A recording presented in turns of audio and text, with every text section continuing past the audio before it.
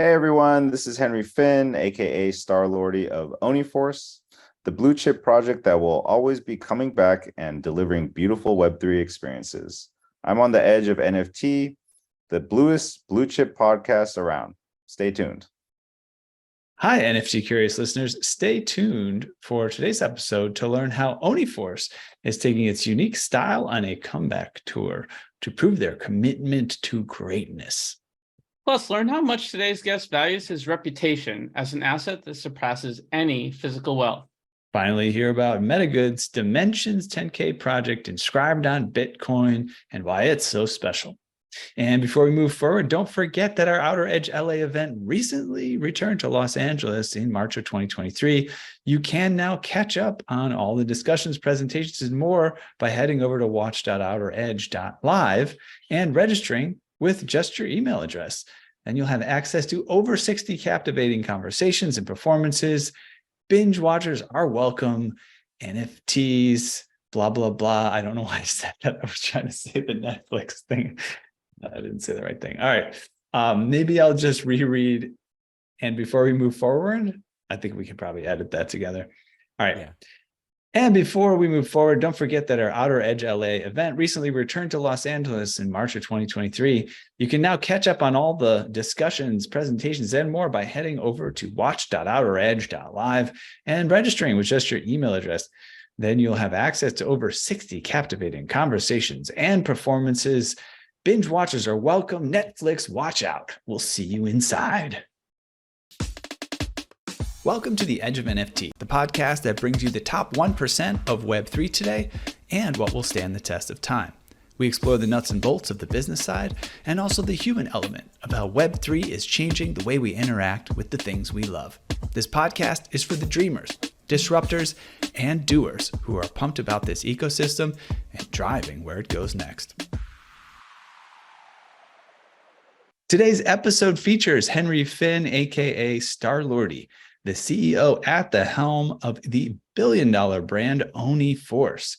This is a unique opportunity to get acquainted with the mastermind behind a company making significant strides in its industry.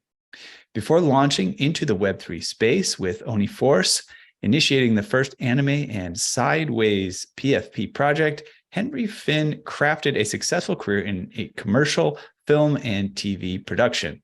With a 15-year of experience under his belt, he partnered with notable brands such as Nike, Samsung, and Google. The vision that Force holds for the future of NFT ownership is cross-platform integration. They foresee a boundaryless digital social network. Henry Finn, Starlordy, welcome to Edge of NFT. It's great to have you here. Hey, what's up? Thanks for having me on. Yeah, Absolutely. Man. It's been a minute since Outer Edge LA. It was great to have you part of that. And there's so much history on this show and context around sort of real projects that have like long roots in the space that are continuing to evolve. And so I'm really excited. Fun fact, the last time we had Force on was episode 60. So we've been through, I don't know, over 170 episodes since then. So it's been a minute. Nice. Very glad to be on. Excited.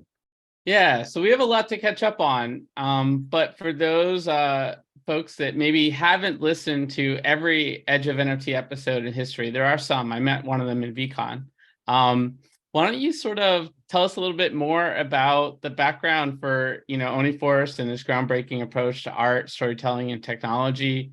Where did this all begin, and where does it fit into the space today? Sure, yeah, I think that's a great question. Force was the first anime PFP project, first Sideways PFP, the first to create and use the allow list, as it's now known.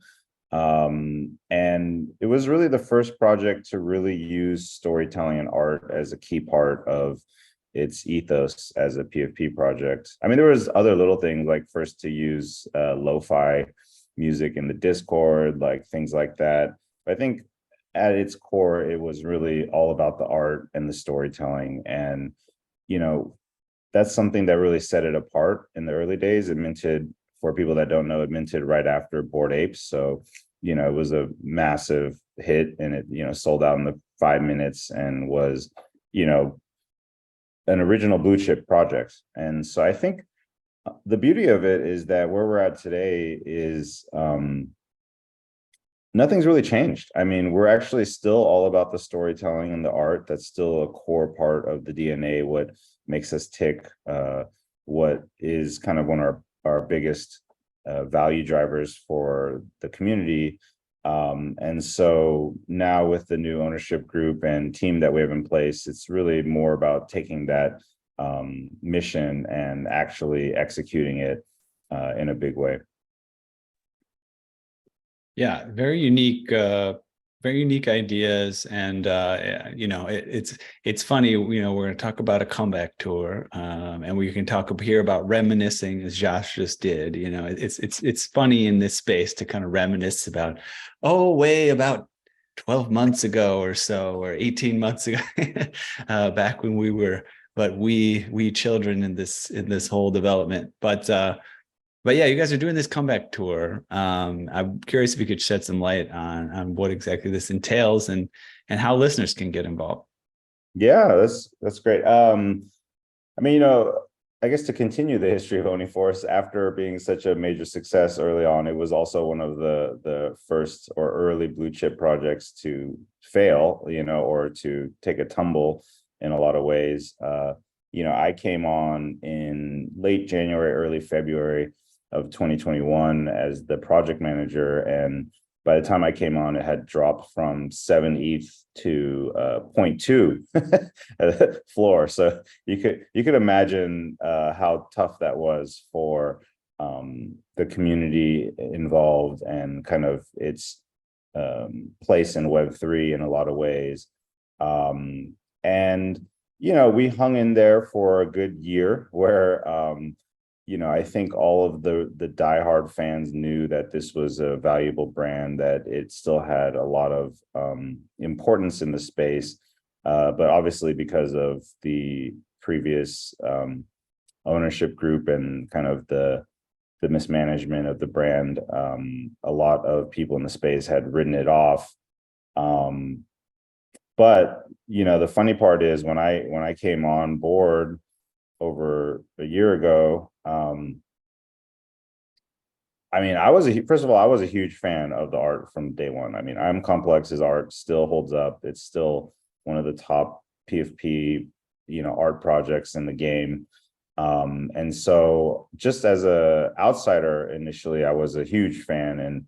And I think that's what really kept our community together, is like this really strong belief that there was something there. And so I remember when I first, and also the community itself was just, legendary in terms of the value that it brought in the early days and the type of talent that we attracted. And so I still felt that passion and that faith and belief was there amongst our core community. So I remember, probably in my first or second town hall, way back when, I proclaimed that we would be the greatest comeback story in Web3, and this is while we're still at 0.2, so I think there was probably a lot of people who laughed at me for that. But actually, the people who are the core members of the community, I think they actually believed that was possible if we could get certain things right. And so we really hung in there for a year until we got through the acquisition. And now that we have this brand new fresh start and opportunity, I mean, what else would we call it? It is the comeback tour. I mean, like we're here, we never left. And now the space is finally noticing. And so for us, the comeback tour is kind of like a way to one, give a lot of acknowledgement to our core community, the people that supported us, that really suffered, for that time period. Because you could imagine if at one point, anytime brought up Force, there would instantly be memes about us, or people dunking on us, or people just like writing us off. That's hard for a community to bear, to go out there and see that in the Discords and the Twitters and stuff. And so I think it was really painful in a lot of ways, and it really showed their faith in the brand. And so this tour is definitely for them to kind of have that moment that they deserve, where they can feel vindicated for supporting.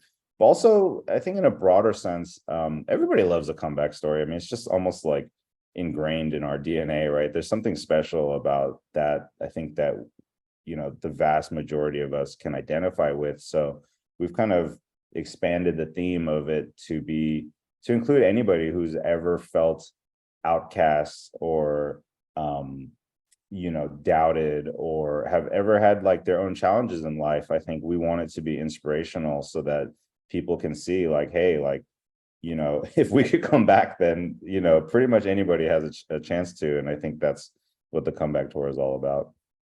Yeah, and we're talking over. You know, Ethan mentioned a year. It's been like at least a year and a couple months. So you know, that's like 10 years in Web3. Oh, But goodness. Yeah. but I appreciate sort of the nuance there in terms of a place for everyone that appreciates this type of art. And maybe you could tell us a little bit more in terms of what the DNA of the art in the community really comes down to. You know, like I know you're a little bit biased, but you've been on the outside and you've been on the inside. What is so special about this vision that sort of attracts such a wide swath of folks? You know, that's actually a really great question, because that's something I've been thinking about very deeply for a long time now. And, you know, we call ourselves the first anime PFP project because we are, but one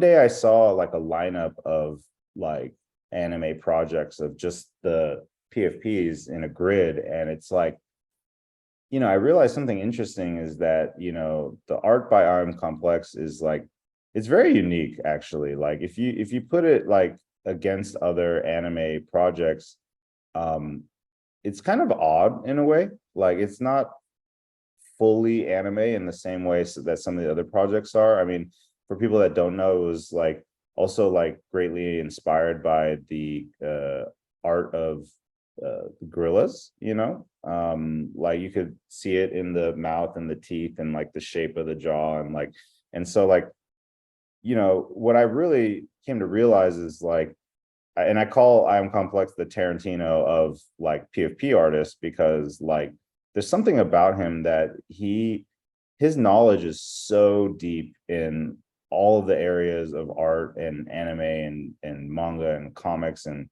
gaming and fashion, and it's like toys. I mean, his once you really start talking to him, it's crazy how knowledgeable of shoes, you know, all that stuff. Like he literally knows the history of all of those things. He knows how to make that, you know, his attention to detail is really crazy. And the reason why I call him the Tarantino of PFP artists is like he somehow manages to combine all of these different aesthetic things into one package that is uniquely his. So it's like, even to this day, like you can't find one project out there that looks like Force, actually. Like you can't even find one. Like, and we're talking about how many tens of thousands of projects have launched since then. And I think that uniqueness is what attracts a lot of special talent. People who know art, who appreciate art, can really appreciate the quality of it. I mean, I'm not joking. Like there are times where I would just sit and pull up the collection, because you know, I really love art. And so I would just pull up the collection and just stare at it and like zoom in on it and look at the way he did the lines, or the way he did the shading on, you know, a hairline, or, you know, like the way he does shadows and stuff. It's just like really immaculate. And I think that kind of in great art, like those invisible things that influence the artist kind of speak to people somehow. And so it's just resulted in us naturally attracting like really top level talent in every field, you know, in Web3. And so we want to continue that and kind of turn ourselves into a home for artists because of that, you know?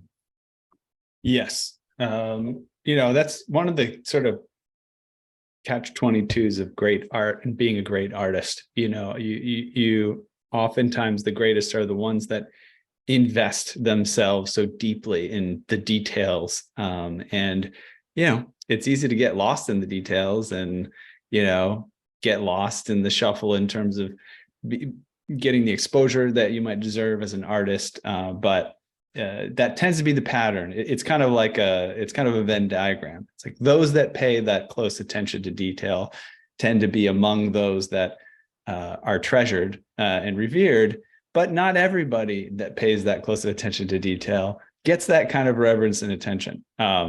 So yeah, it's cool to see it, and it's a great investment to know that IM Complex is doing that kind of investment in the work and the understanding of the history and art and all those aspects of things. So, you mentioned bringing talent to the project. Of course, there's talent involved and advisory as well. And those things are key to the growth of it. As you're sort of steering the ship here, how do you plan to recruit new talents and advisors here that help bring things to life? There's a famous Kobe line when they asked him, how do you recruit people to the Lakers? And he said, if you want first place, come with us. If you want second place, go with whoever you want, or something like that. And it's kind of the pitch, is like we, really believe ourselves to be one of the greatest like art PFP projects. The art still stands up, but more importantly, we love artists, actually. Like, we genuinely love creators, like not just artists, but developers, marketers, like storytellers, writers. It doesn't matter. Like, if you're in the game of creating something for Web3, like, we want you, like, I think for us, we really celebrate at our core, like the people similar to, honestly, Edge of NFT, like how you said in the beginning of the intro. It's like, for all the people that are actually want to be pushing the space forward, that are innovators, that like care about the technology and the art and all that stuff, like we actually want to build a home. And so I think the pitch is like, for talent, is like, if you want a place where you're going to be able to shine, where you're going to be celebrated for what you are excellent at, and given the resources and the network to actually be seen, kind of like you also said, like, there's a lot of great artists out there, and a lot of them like have all the ingredients on paper, like whether it's paying attention to detail or asking why or having the technical skills, but somehow a lot of artists fall through the cracks. And I think for us, we want to provide that place where artists actually get a chance to be seen and heard. And so it's kind of our main pitch for talent, is like, not only will you have the best chance to kind of develop your Web3 career with us, but also you're going to feel so much love and appreciation. It's like, you're not going to want to go anywhere else, And actually, the last thing I'll say is we're also very open and collaborative. So I think the way that we work with people is like, we really give them a chance to do what they want and be who they want to be as artists. And it's not so much about like directing them or controlling their work, but just more like providing a place for them to, like a playground, Absolutely. Yeah, I appreciate all of that. And definitely that's what we've tried to be as well, as a place for all the different types of creators and builders in the space to come together and sort of create something bigger than themselves, right? So, switching ownerships is not something to be taken lightly. It's a pretty big deal. Obviously a lot could go wrong, a lot can go right. Would love to sort of better understand what the new ownership DNA is all about. How did this come about, and how you guys are working with this new ownership group? Absolutely. So the new ownership group is a consortium of people led by OFR, which stands for Old Fashioned Research. That's a fund that was created by the ex-CFO of Binance. His name is Wei Zhu, and he has the Binance Labs team as part of OFR plus other partners. Also partly owned by Goltra, who is the COO of Yield Guild Games. And so, we have a group of like heavy hitters, like the people from OFR have been referred to as the greatest M&A group in crypto history. I mean, they created Binance Labs. They've, acquired hundreds of projects and companies. Wei himself has been CFO of 2 publicly traded companies, and the list goes on and on. I mean, this ownership group, now that I've worked with them for since February, I honestly believe that, when it's all said and done, they're going to be looked at as one of the greatest, if not the greatest ownership group in NFT history, because just the level of experience and like resources and network. And we've done more business development in 3 months than a lot of projects do in a whole year, and we're like just getting started. Like it's crazy, like for me, like to be part of this. I think the main thing though that I want to call out is that the original founders deserve a lot of credit for getting us to this point, because even though they were much maligned for their mistakes, at the end of the day, first of all, you have to imagine like the mental health situation that for a year pretty much you are being slammed on, getting death threats, like just getting really abused by a lot of toxicity. And they held on, and to the very last moment, their whole mission was to find a ownership group or owner that was going to be able to take this brand to the next level. That was actually when I first came on board, and I interviewed each of the founders individually. That was actually the one thing that they all had in common, that they all said to me, was that they really love this project. They believe in the community. They really are proud of what they started, and they really wanted to make sure that, whatever home they could find for it would be somebody that actually could deliver and, take this brand to the place that it deserves to be. And, they, again, to their credit, like they selected this group, and they picked, they made the best choice. And so they have now given us the opportunity to go to the next level. And so this ownership group, I think what makes them special isn't really, like, a lot of people have money, actually. Like, money is not the answer, to be honest. Like, the thing that I think that sets this group apart is that they actually share the values of this community. They have the mission that is important to us.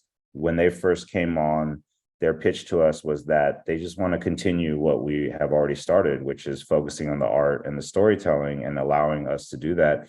And they've proven like true to their word. Like, they've given us the resources and support, and they've only enhanced what our mission is. So I think that's what makes this group really special, is like an actual understanding of what's important. When they bought the project, they referred to it as a community buyout, because they factored in the community itself as part of how they valued this company. And so, that's what makes this group special. I think even for me, I was probably going to leave, after the acquisition, just because, I have my own ambitions and stuff.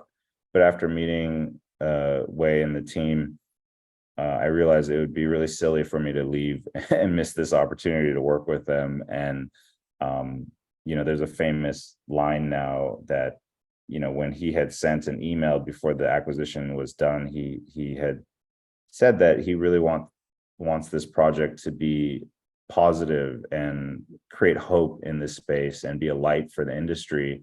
And at the end of the email, he wrote, "Love is love," and I was like, oh, that's cool. Like, that's my kind of guy, like that'll keep me, and that's literally the moment where I was like, okay, I'm sticking around and I want to be part of this journey. So I think that's what makes it special.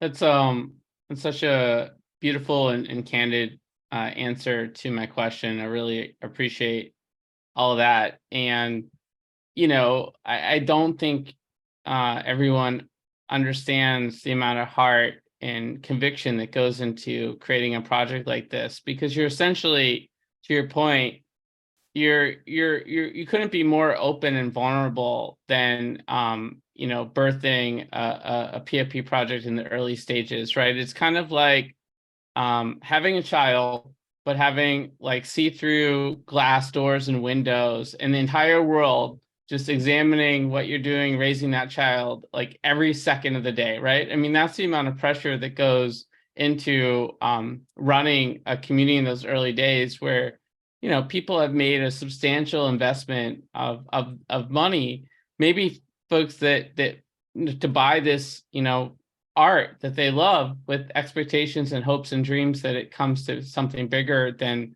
what it was when they got into the mix, right? And you never really know what's going to happen there, but yet those expectations only increase over time. So shout out to the original crew. A lot of love to them. A lot of them have come to our events and are in the community, and really appreciate you sharing what you've done as a result of sort of being so inspired. So thanks for that. Absolutely. The one thing I'll add to that, it's like, that's a great analogy. It's like if everybody was judging you every second of raising a baby, but they also expect that baby to be Michael Jordan when it grows up. So it's like, okay, like, it's not easy. Nice. Well, we're going to wrap up here in a minute. We're going to get to our quick hitters, which is going to be really fun, I'm sure.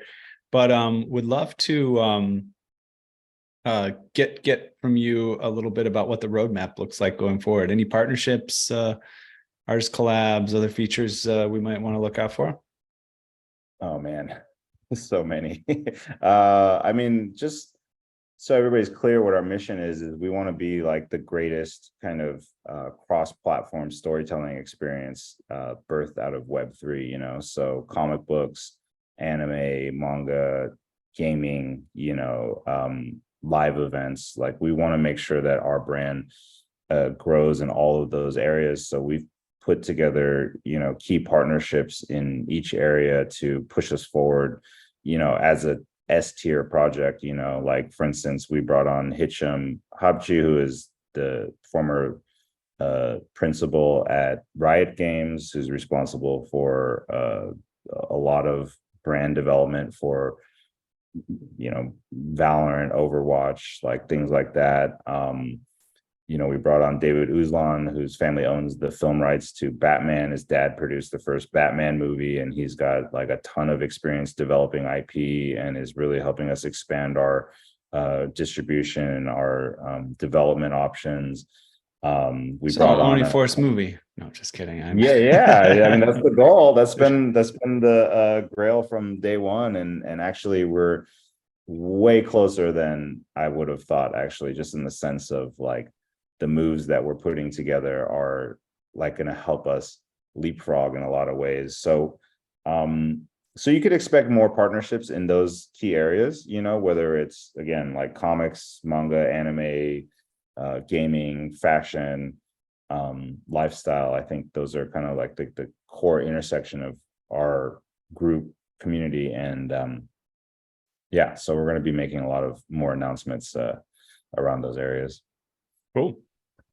Yeah, very, very excited about that. And man, we'll have to keep you in the mix in the future as more of these announcements come out. It sounds like what's the closest thing on the roadmap that of all that stuff that you shared? That's great.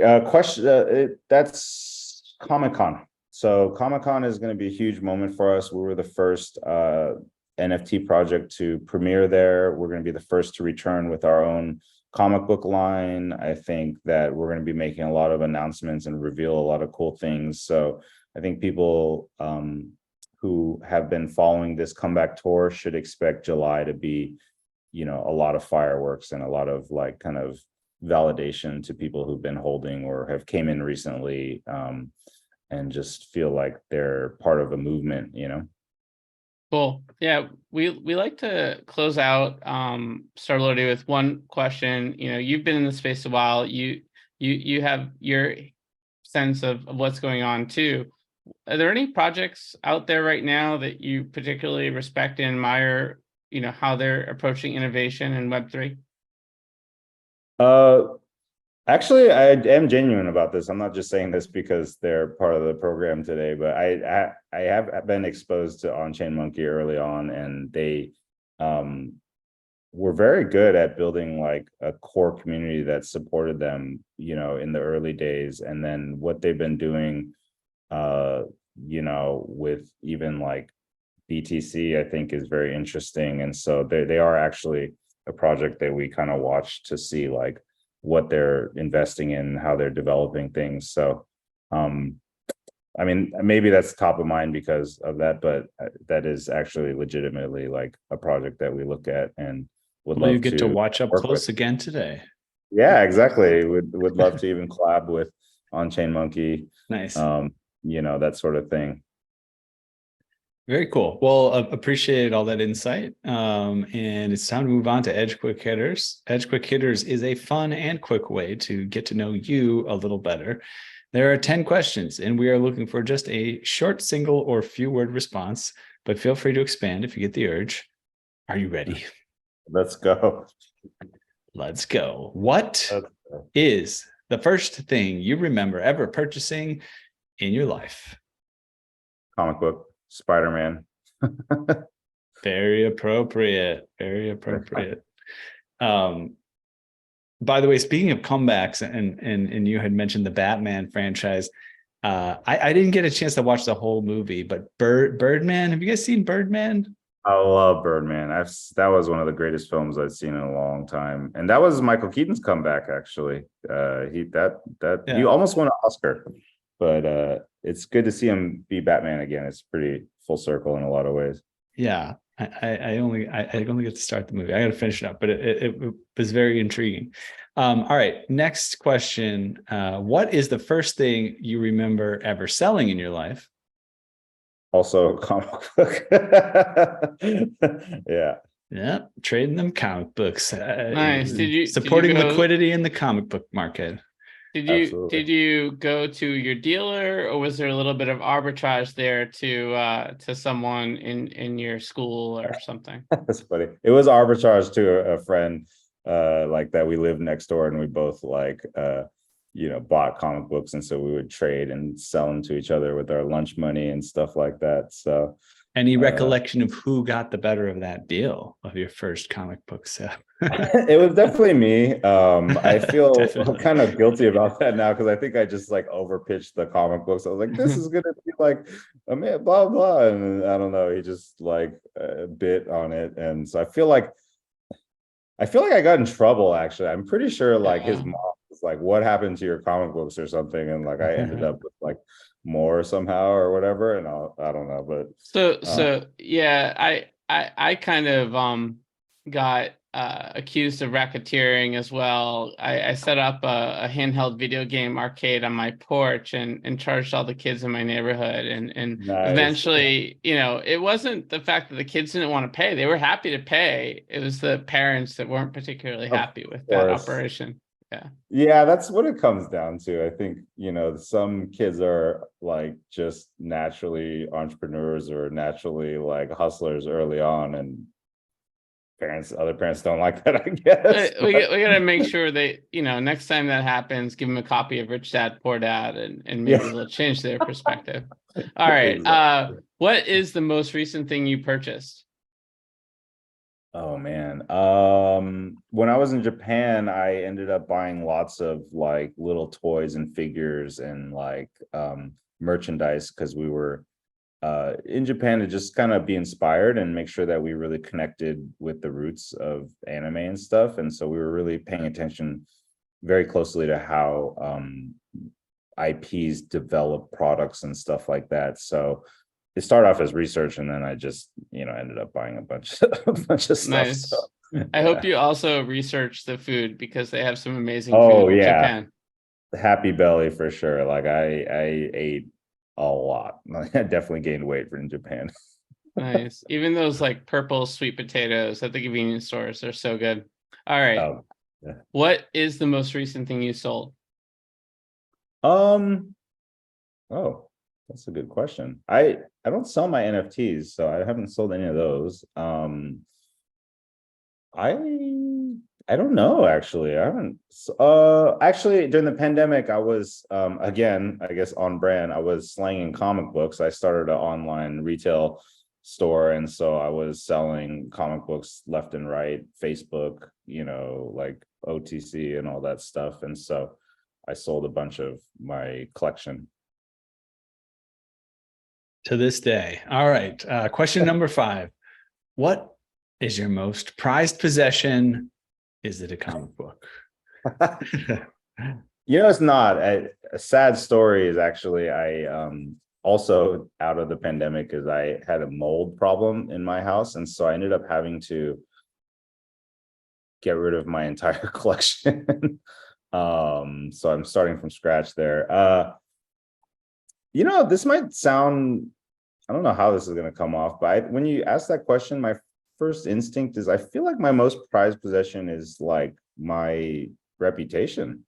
Like I think when I came into the space, I already knew that, like Gary Vee said, like way back, was like 99% of projects are going to fail. And like when I looked at how the economics or Ponzi-nomics of the space was operating in, I felt like that was wrong in a lot of ways. And we kind of see that just in terms of how many projects have, like, if you're a project that has good intentions and you just failed, that's fine. But there's so many rugs and people out there that just take advantage of their names and like use that to suck out liquidity from people. And it's created a really bad reputation in the greater world. Like I remember I was having lunch with a friend and I was explaining what a rug is. And they just looked at me like I was crazy. And they were like, "You mean embezzlement?" And I was like, "Oh yeah, that's how the other people look at it, like it's not like a cute word, and I think like we kind of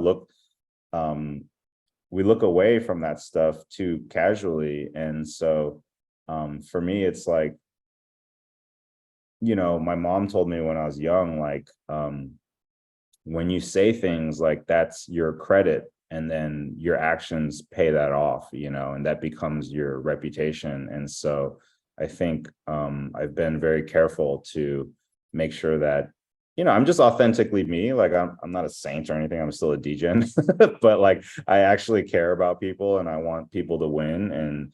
And so I don't know, for some reason, that's what popped in my head when you asked. And Like at the that. same time, physical things disappear. Like I'm not actually a very materialistic person. And so at the end of the day, like the way I look at it is like, can you just look at yourself in the mirror? Can you just sleep soundly? Like that's all that really matters to me, Sure thing. Yeah, that's a good answer. I don't think we've had that particular reputation answer before. But I always appreciate, I mean, we have people on the show, some nature of their project, they're anonymous, for example, but it is nice to have people's faces here and to know that they're standing behind what they're doing, and that if there was some sort of reputation to be lost, it's lost by a human being, not an avatar That of is some true. sort. Yeah. I mean, I think you could be anonymous and still have a great reputation. I wish I could be anonymous, to be honest. Like, but when I came into this project after what happened, I was like, there's no way I could do this anonymously. Like, I have to be doxxed because, otherwise the community won't trust me. And so I think it's just, again, its reputation is a function of behavior over time. And so Yeah, you got to have that time investment, right? If you look at someone like I don't know who's the famous Banksy, right? Banksy's developed that reputation over years and years and years, right? and that's it's affiliated with a a pseudonym, but it's attached to something meaningful. All right, let's go to the next one. Number 6. If you could buy anything in the world, digital, physical, service, or experience that is currently for sale, what would it be? Wow. I don't actually buy too many things these days. It's kind of odd. Honestly, if I could, I would just buy a ton of Oni. Like I would love to be a whale in my own project. I think, you know, fun fact, I've actually literally never bought an Oni that I didn't end up just giving away as a gift. So I technically only own one Oni out of the entire collection. But because I know, you know, how successful that we're going to be, if I could, I would buy like 100 right now. So yeah, is that a selfish answer? I don't know. That's your answer. Your answer is your my answer. Fair What's the enough. next one, Josh? Yeah. All right. That was good. If you could pass on one of your personality traits to the next generation, what would it be? Wow. Now I have to be self-aware, huh? I think you check that box. Yeah, I think I mean, I went through a long journey to find myself, to be honest, and I was very nihilistic when I was young. And you know, one day it just clicked that life is actually really beautiful and that people are beautiful, like we all deserve love. And so I would say if I were to pass on one thing, is just to have faith and love for humanity. I think, you know, especially in this day and age, it's so easy to be cynical and it's so easy to judge each generation as it shows up. And I don't like that. You know, it's like if you were to look at like a kid or something and in their formative years, if you were saying every day to them like you suck, like you're awful, like you're like, that would make it really hard for them to grow up in a positive manner. And so I think like we should actually be supporting the next generations, because I think when I look at the next generations, I think that they're incredible, like what they could do. I think this space is truly like part of that. Like you think about how many, like the average age of people in this space that are doing like really crazy innovative stuff that's going to end up influencing like all of reality someday. It's like really incredible, you know, the spread of like you could be 19 years old or you could be 50 years old, you know, like it doesn't matter. Like and I think that's what brings us together. And so I would say, you know, just having some faith for the future would be like my answer. I love that. And if you could eliminate one of your personality traits from the next generation, what would it be? Probably workaholism. I don't think people should work as much as I do potentially. I think they should also enjoy life a little bit more. Are you a millennial? I am a millennial, yeah. So you're on the spectrum. You're an outlier for the millennials in terms of that. You know, I'm like a grandpa millennial. I'm like right on the edge of Gen X and millennial. So I think yeah, I think I am a little bit of an outlier, I guess. Hang out with more millennials and Yeah. maybe you'll have some perspective there. But I hear you, and I suffer from the same illness there. Clearly, yeah. All right. Question number 9. Easy one. What did you do just before joining us on the podcast? I was sleeping because I'm in Bali, so it was like 6 something when I woke up, and so I like took a shower, did some stretches, took a shower, you know, put on a fresh face, and Perfect. Well, we appreciate that. Yeah. All right. And then the next question is the opposite there. What do you plan on doing after the podcast recording? I have more meetings, and then I'm probably going to take a quick nap, but I don't know, just meetings and calls, and you know, we have a really big announcement coming up, or space coming up. So we'll be focusing on that. All right. Well, maybe you'll dream of me and Josh in your little nap there. Exactly. On some Podcast sort of will just continue. Batman adventure or something. They have those, I feel like I've seen those. It's like Dan Brown or something. This guy who's like a magician, and like he does these special things where like he puts you in a room and talks to you for a little bit and basically influences what you're going to dream about. I want to supplant. Oh, yeah. I'm supplanting a little dream in your head. It's Let's me all come back, and Josh and on. you in Batman costumes. Just make it an Oni Force movie. That's going to be what it is. I've got a great guy in Bali that we know to introduce you to, Starlordy. So I'll make the introduction via email after the show. That would be great. I'm looking for people to connect with while I'm out here. Excellent. All right. Well, that concludes our quick hitters segment. And now on to hot topics. Today's hot topic features Danny Yang of Metagood. Danny is co-founder and chief executive officer of Metagood. He holds a PhD in computer science from Stanford and a BA from Harvard. I think I've heard of those. He previously founded MyCoin, Taiwan's largest cryptocurrency exchange, and Blockseer, a blockchain analytics company sold in 2018, which is one of the first visual block explorers for Bitcoin and Ethereum. He also founded the Stanford Bitcoin Meetup in 2013. Danny's expertise and passion have played a pivotal role in the success of Metagood's groundbreaking project, On-Chain Monkey, as a first 10K NFT PFP collection created in a single transaction on Ethereum and the first 10K inscribed on Bitcoin. On-Chain Monkey has made waves in the crypto space and exemplifies Danny's dedication to pushing the boundaries of technology and social impact. Danny, welcome to Edge of NFT. Hi, great to be here.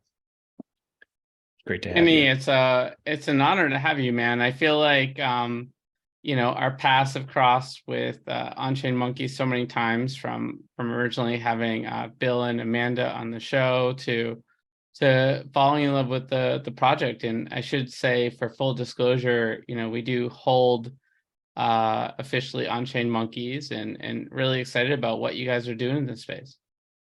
Awesome. Yeah, thanks. So what's the hot topic today? Yeah, you tell us, chat, man. Well, I mean, you've got you guys are just like pioneering in the biggest way with the Ornorls protocol on this Dimensions collection, right? We've heard about it, we've read the blog post, but tell us about it in your own words. It's a really big deal. All right, yeah, Bitcoin Ornos. I mean, that definitely is a hot topic today. I mean, Bitcoin, has been around for a number of years. In terms of crypto, right, it is like the blockchain that has been around with the biggest network. And now we're seeing basically NFTs being that market, the whole NFT market appearing on Bitcoin, right? We saw it on Ethereum, we saw it on other chains, right? You could say there was like on Ethereum, right? One of the big things was ICO craze a couple of years ago. That was ERC20. Then it was ERC 721 with NFTs. The recent cycle, and you haven't seen either of those play out on Bitcoin.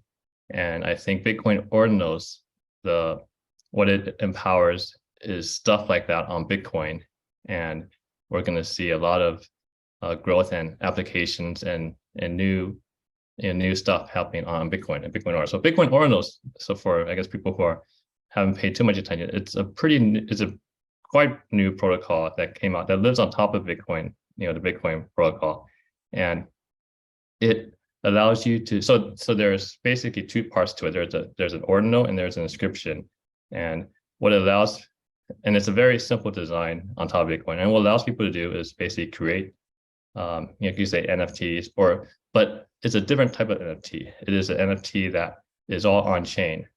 You could argue it's a digital artifact.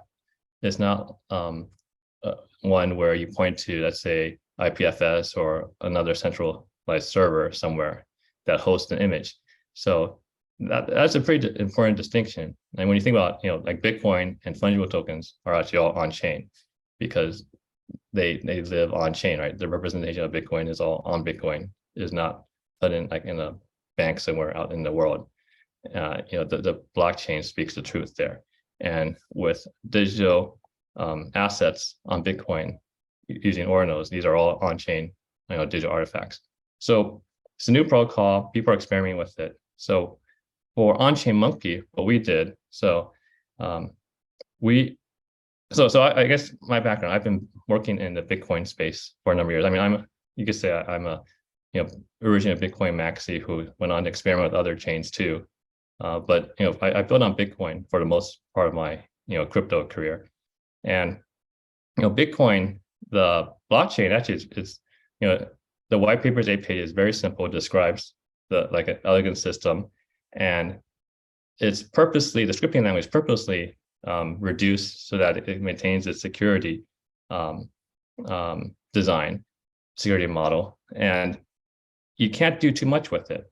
But with Ornorls protocol, you could do enough, and you could do it simply. And so when we saw this come out, we actually have been working on a 3D generative collection, basically dimensions, actually for a number of months since last year, even before Ornorls existed.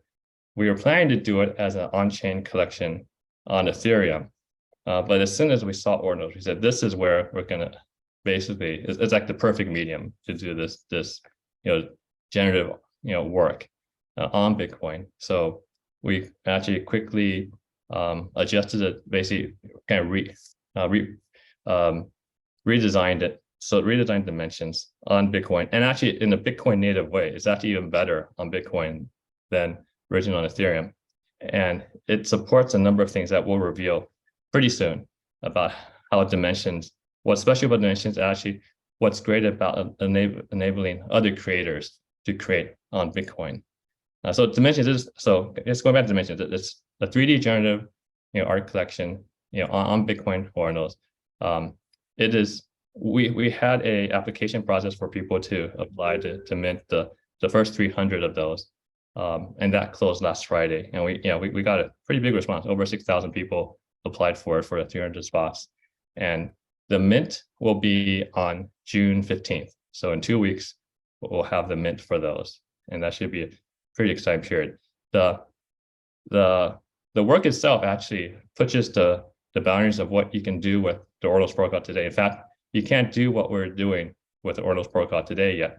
We've been working with both the Ord team and wallets and marketplace and the ecosystem to help advance the protocol so that we can actually do more powerful things on Ornorls protocol. So dimensions, the work itself, we inscribed back in February. So it's been 4 months since we created the original work, and basically in 2 weeks, the basic Ornorls protocol, the ecosystem will be ready for us to actually mint it and have people own this those unique pieces. So yeah, well, we're very and can everyone participate in the mint, or if you I know there's something that has to do with owning the set of the Genesis on-chain monkeys. How does that all fit into the picture? Yeah, so that's a good question. The collection, we're doing a special mint of the first 300 on June 15th, and that is straight on Bitcoin, and also a unique Bitcoin minting experience. So that's where we took the applications that we said we got a bunch in. So those people applied, 300 will get a chance to mint that. And then for other people, you can buy it on secondary. It'll be available on secondary right on June 15th. Then there's going to be, for OCM holders, on-chain monkey holders, there's an additional supply of these that will be we create over time. It's kind of like, if you're familiar with on-chain monkey, we have a desserts, right? That basically the OCM Genesis, kind of OG OCM membership, PFP, they can burn a dessert to get a karma. So we're going to have some allocations of a burnable ETH token that the OG Genesis can burn, and then those will receive a dimension when you burn that thing. So that comes later. So that will be and that process will also happen over many months and probably years. So the supply will go up slowly, but it'll be capped. So there's a total cap of dimensions at 2,500. But 300 are what's minting in 2 weeks. Cool. Lots going on there. And really jumping on something very intriguing here. It looks like the Asprey Bugatti A collection uses the same tech as the Dimension collection. Tell us about that connection there. That's right. So one of the things that people are slowly realizing is that, how does Bitcoin work? It works because Bitcoin miners are paid to secure it by mining, right? And right now they're paid a block reward, every block. But they also get paid by transaction fees. And there was a concern that transaction fees might not be enough to pay them because the block reward is going down. It halves, every cycle. So at some point, it's going to be very little block reward and zero block reward for miners long term. So transaction fees are only paid if there's actually use of Bitcoin. And for the recent years, the main use of Bitcoin is a store of value, a secure store of value of your Bitcoin. So you don't have to transfer that back and forth all that often. So like today, sending Bitcoin on Bitcoin is super cheap because the transaction fees are low. But that won't be the case because of things like Ornorls, where you actually have use and utility for Bitcoin, the blockchain, beyond just store value of your Bitcoin. And what that means, and not everyone has realized this yet, is Bitcoin fees are going to be proportional to how much use and utility Bitcoin is. And there's going to be a lot more utility because of something like Bitcoin Ornorls. So one thing is, let's say just for art, like creating art, it's a new medium for art. The art for digital artifacts I described earlier, they have to be stored on Bitcoin, on chain. How much storage is there each year? Maximum 200 gigabytes. Actually, in practice is much less, probably even less than 100 gigabytes a year in practice. That is pretty much the most sought after digital real estate you could have in the world. And so people will pay for it, right? The whole world will pay to use that. Right now, people haven't caught on yet. So actually, now is the best time to actually create stuff on Bitcoin because you're basically buying very expensive digital real estate for very cheap today. But in the future, let's say a year from now, you'll be paying appropriate market prices for that digital real estate. So what does that mean for what we're doing? What we're doing with Dimensions and works like Asprey Bugatti, the A collection, is this is the way that when fees are what they should be on Bitcoin, which is very high, you want to optimize whatever you're doing, whether it's art or other applications. You want to optimize how you use the digital real estate the best way, right? You see that even in like the world, right? Like cities, big cities. Well, how do they optimize the land area, right? They build skyscrapers, right? All big cities have skyscrapers because that's the best way to use the space you have. So the same thing is going to happen to digital real estate on Bitcoin. And it's also a very technical thing of who can have the best techniques to use that real estate and make it, optimal for the whole world to use. And so we're showing one broad way of things you can do on how you can build on Bitcoin, this digital, this valuable digital real estate with dimensions. So that is actually part of the art. It's beyond the 3D art that you see. So we've shown the 3D art, but we're going to reveal more of that, of what it means. Like basically you're building skyscrapers on Bitcoin. And that's also the art of LCM Dimensions. Very, very cool. And, I see Starlordy's sort of pontificating face there as he's sort of processing all this. And he has some really cool sort of tall Japanese buildings in the background, on his background for those that are watching the video. You'd mentioned earlier, you're a fan of this project. And now that you understand a little bit more about it, did you have any thoughts or questions for Danny? I mean, I think this is exactly why I'm fascinated with On-Chain Monkey. You guys are definitely thinking very tech forward and just like what it actually means, like in first principles. So I am curious, like, how do you separate the two chains in terms of what your community expectations are? Like, how does that play into how you manage expectations? You're talking about like between Bitcoin and Ethereum, right? Like, yeah. So Bitcoin and Ethereum are very different chains. Just one's a UTXO model, proof of work. The other one is smart contract, Turing complete type of system, proof of stake. So we'll do the appropriate things on each chain.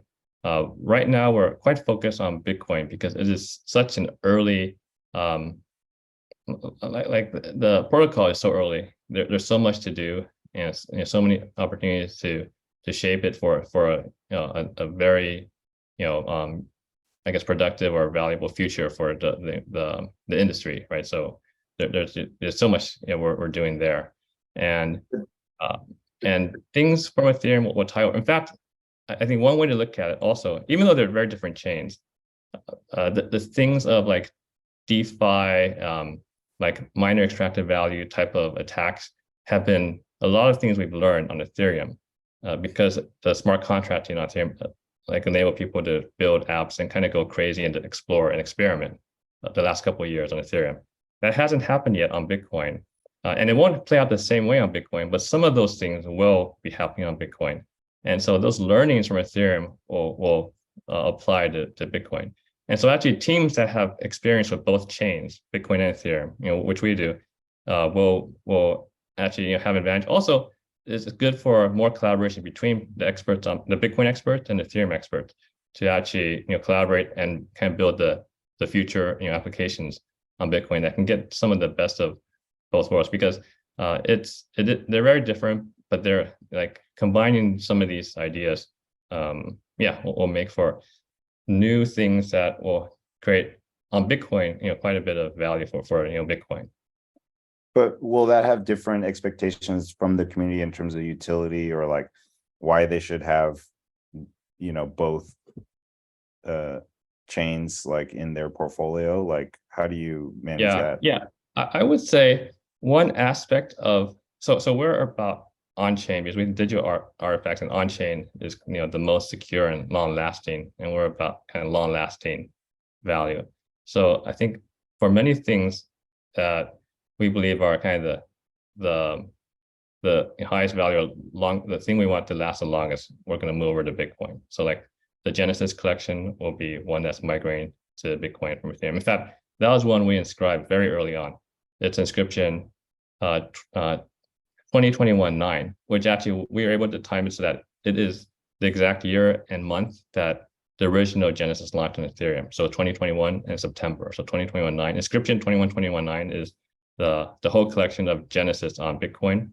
And we're waiting for the protocol upgrade so that the Genesis holders on Ethereum can basically switch over to Bitcoin for that collection. And that was also done is a generative collection done in a very efficient way on Bitcoin. So we did the whole 10,000 collection. And in fact, it was the first 10,000 collection inscribed on Bitcoin. And we did it very quickly, or rather very efficiently, without clogging the network. So no one using Bitcoin at the time was bothered by it. And the whole collection with metadata images took less than 20,000 bytes of that basically I was describing the expensive real estate on Bitcoin, right? The digital real estate. So it took 20 kilobytes for 10,000 images. So if you divide out over per image, right, it is less than 2 bytes per image, which is very, very small, right? People wouldn't even believe that you could do it that way.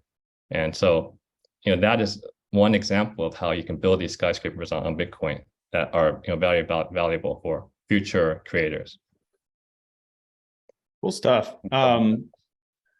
Thanks for your questions, Starlordy. Was there something else, or did you get most of it covered? All right, good, because we're getting quite technical here. Well, I mean, going back to non-technical, I think Henry has some great points about the importance of reputation and core values for a community, right? So when we launched On-Chain Monkey, one of the first things was establishing the core values that we believed in and what our community, right, believes in, and we have an acronym for it. It's RISE, RISE, and people in our community say that every day.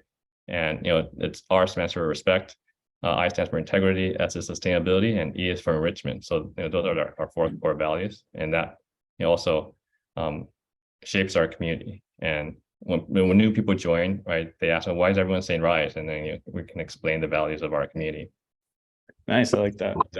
Well, appreciate you taking the time, Danny. It was very enlightening to spend the time with you. Before we wrap with this segment, can you give us some place to send the listeners to find out more about you and what's going on with Metagood and On-Chain Monkey, Dimensions, all this stuff? Yeah, I think our main Twitter account, On-Chain Monkey, is probably gets the most updated stuff every day, and then Discord for getting follow up, from our community, from our mods, from our team in there. So those are the best two places. All right. Well, thank you so much for joining. It's been a pleasure, and we hope to see you again on the flip side soon. We'll catch you later. Great. All right. All right. Bye-bye. We would love to go to our shout out segment now. And our shout out segment allows you to kind of give a shout out to someone you got some respect for, or some project or something. What you got on your mind there, Starlordy, for a shout out? Actually, I do have a shout out I want to make, which is to my boy Dan Hoban, who is founder of a project called The Sad Times. He's somebody that we're working with on kind of like our upcoming this is totally a leak now. He he actually works in fashion, and He's just a guy. He's just a guy. He's a guy. He's just a guy. A really cool clothing line that's been worn by like really big names like Justin Bieber and Shaun White, and like kind of the list goes on. But he's a really, really good dude. Has a cool project that I was supportive of, when it launched, and I think he's going to do some really cool stuff. I don't know why that popped in my head, but I feel like he's like a classic Web3 underdog story where it's like super talented, super great person, very forward thinking, and just a great artist, which is the type of people we support. And so I just want to give him a shout out, a little shine. Dan Hoban. All right. Well, it's perfect for this segment because we often give our listeners something to tap into the Googles and the Twitters and learn about that they might not have heard before. So that's great. All right. Well, that's pretty much the most of the episode. We're about to wrap here, closing an outro here. Where can listeners go to learn more about you and the projects you're working on there, Starlordy? Definitely the OniForce website, which is spelled 0n1force.com. And same thing for the Twitter. My Twitter is Starlordy FTW. Definitely the best place to start. And That's good. All right. And then we do understand that you're doing a generous giveaway of an NFT from the collection. And so that is very generous. We appreciate it.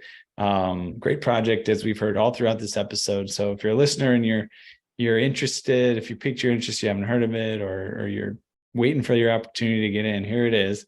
Go to our socials, go to our Twitters, Edge of NFT Twitter, and keep track of what's going on. And we'll tell you about the giveaway out there. And our newsletter is also a great place to find out about giveaways. Edge of NFT newsletter on Substack. All right. Yeah. Not financial advice, but this is the OG collection and one of the originals. And the floor has been moving up north based on all the exciting things happening in the community. So if this is the community that you want to be a part of, that you're excited by what Starlordy has shared, it's a fantastic opportunity to get into the community without any kind of barriers to entry. So thanks so much for sharing that gift with our community. Oh, it's my pleasure. Thanks for hosting me at the conference too. It was a really great experience. So just happy to be here. Awesome. Well, we have reached the outer limit at the Edge of NFTs for today. Thanks for exploring with us. We've got space for more adventures on this starship. So invite your friends, recruit some cool strangers that will make this journey all so much better. How? Go to Spotify or iTunes right now. Rate us and say something awesome. Then go to edgeofnft.com to dive further down the rabbit hole. Look us up on all major social platforms by typing Edge of NFT with no spaces and start a fun conversation with us online. Lastly, be sure to tune in next time for more great NFT content. Thanks again for sharing this time with us today. The views and opinions expressed on Edge of NFT reflect solely those views and opinions of the show hosts and its guests. Please make sure to do your own research. Our show is not financial advice. You understand that you are using any and all information available on or through this podcast at your own risk. Whenever making financial decisions, we recommend doing your own research and talking to your accountant for financial advice. From time to time, we may feature sponsored content on the show for which we receive value, and we may share links for which we receive a commission if you make a purchase through one of those links. Refer to our website, www.edgeofnft.com, for our full disclaimer, terms and conditions, and privacy policy.